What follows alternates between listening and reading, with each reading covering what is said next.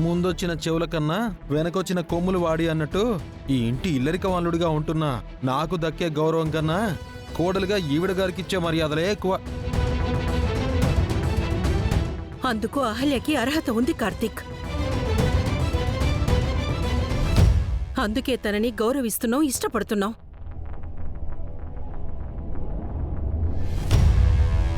ఏంటే దానికున్న హక్కు అర్హత? కట్టుకున్న మొగుణ్ణి కన్న బిడ్డను వదిలేసిపోయింది, మన పరువు తీసింది. కాని ఈ అహల్య మన ఇంటి గౌరవం కాపాడింది కదత్తయ్యా. ఆయన ప్రాణాల్ని నిలిపింది కదా, శ్రావ్య కాపురం నిలబెట్టింది కదా. అయితే మాత్రం అదితి కంటే ఇదేమెక్కువ?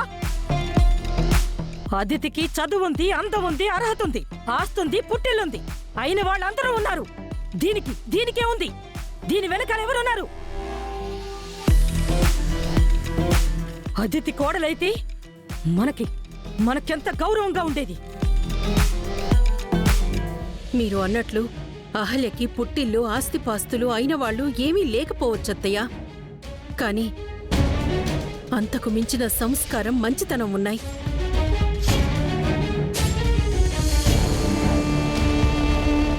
అదితి ఈ ఇంటి కోడలైతే ఎలా ఉండేదో ఏమో కాని అహల్య వల్ల ఈ ఇల్లు చాలా బాగుంది. ఏం బాగుందమ్మా? సంవత్సరం నుంచి గొడవ జరగని రోజంటూ ఉందా ఇంట్లో? తను వెళ్ళిపోయింది, అంతా బాగుంది అనుకున్నాం, కానీ మళ్ళీ తిరిగొచ్చింది. అసలు వెళ్ళిపోయిందాన్ని అలాగే ఉండకుండా ఎందుకు తిరిగి వచ్చిందో అడగండి అత్తయ్య. నా కొడుకు కోసం వచ్చాను. వాడికి ఏ లోటు రాకుండా చూసుకుందామని వచ్చాను.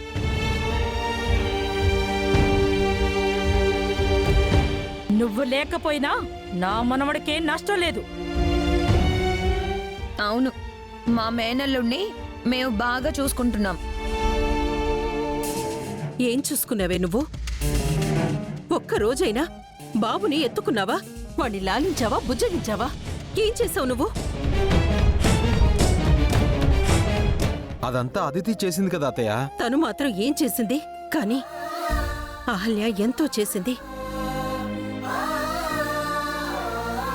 ఆయిషాగా వచ్చి బాబుకి పాలిచ్చి వాడి ఏడు పాపింది.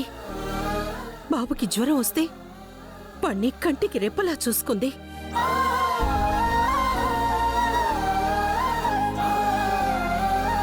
తనపై తీవ్రవాదని ముద్ర వేసినా, ఇంట్లోంచి గెంటేసినా ఈ ఇంటి కోసం, కుటుంబం కోసం నిలబడింది.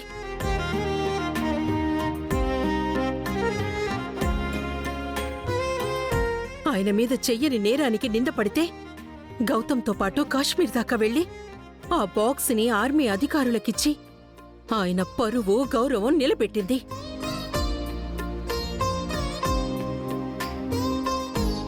ఇంత చేసినా తన చావుని మీరు కోరుకుంటున్నారా? మీకు మనసులా ఒప్పిందత్తయ్యా?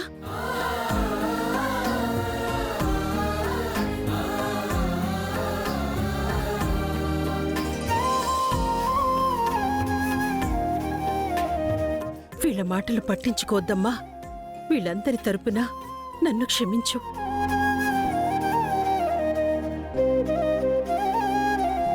దయచేసి నీ మనసుని కష్టపెట్టుకోకు. అయ్యో, అదేం లేదండి. ఎవరు ఏమన్నా, ఏమనుకున్నా సరే, ఇది నా మెట్టినిల్లు, ఇదే నా పుట్టిల్లు.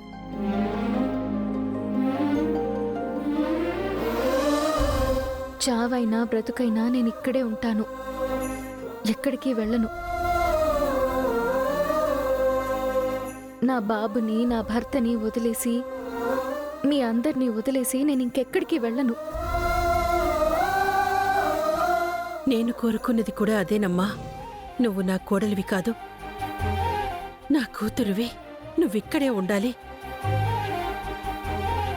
ఇది నీ పుట్టినిల్లో, మెట్టినిల్లో కాదు, నీ ఇల్లనుకో. ఇదంతా నీ సొంతం అనుకో. మేమంతా నీ సొంత వాళ్ళమనుకో.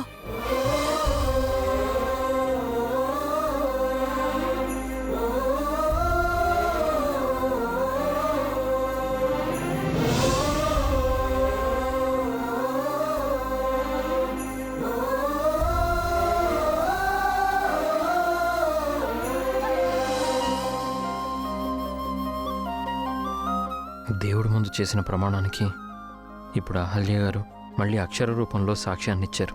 తను ఎప్పటికీ ఇక్కడే ఉంటారని.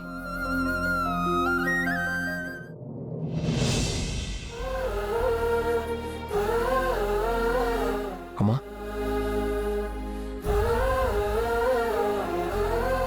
చాలా థ్యాంక్స్ అమ్మా.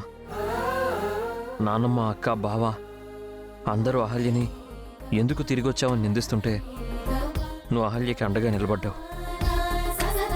ఇది తనిల్లు అని చెప్పావు. నీ సపోర్ట్ వల్ల అహల్యకి చాలా ధైర్యం వచ్చిందమ్మా. నాకు చాలా హ్యాపీగా ఉంది. మన నుంచి అహల్య ఇలాంటి ధైర్యాన్ని, మానసిక స్థైర్యాన్ని కోరుకుంటోంది. మనం ఎప్పుడూ ఇలాగే తనకు అండగా ఉంటే తను ఎక్కడికి వెళ్ళదమ్మా. నా కోడలికి నా సపోర్ట్ ఎప్పుడూ ఉంటుంది. అహల్య ఈ ఇంటి కోడలు మాత్రమే కాదు, నాలాగా ఒక తల్లి. ఒక తల్లిగా తన మనసు నాకు అర్థమైంది. బాబు కోసం తనెంత తపన పడిందో నాకు తెలిసింది. అందుకే తనకి అండగా నిలబడ్డాను. అందుకే అమ్మ అందరికంటే, ఆ దేవుడి కంటే గ్రేట్ అంటారమ్మా. నీ సపోర్ట్కి చాలా థ్యాంక్స్. చాలా చాలా థ్యాంక్స్ అమ్మా. నేను సపోర్ట్ చేసింది నా కోడలికి మాత్రమే, నీకు కాదు. నువ్వు చేసిన తప్పు నేనెప్పటికీ మర్చిపోను, సమర్థించను, క్షమించను కూడా. నేను అహల్యకి దగ్గరయ్యాననే వంకతో నువ్వు నాకు దగ్గర అవ్వాలని చూడకు, నాతో మాట్లాడాలని చూడకు. మన మధ్య దూరం ఎప్పటికీ ఇలాగే ఉంటుంది.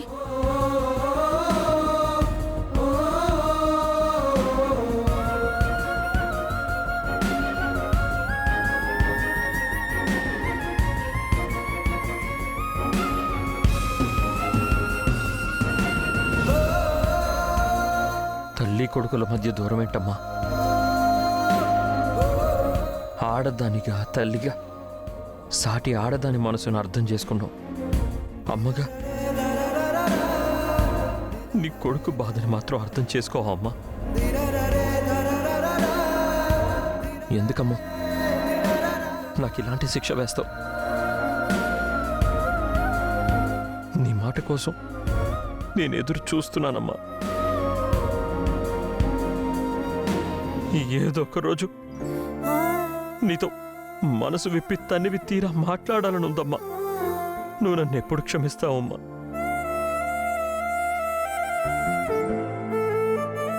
ఆ రోజు ఎప్పుడు వస్తుంది?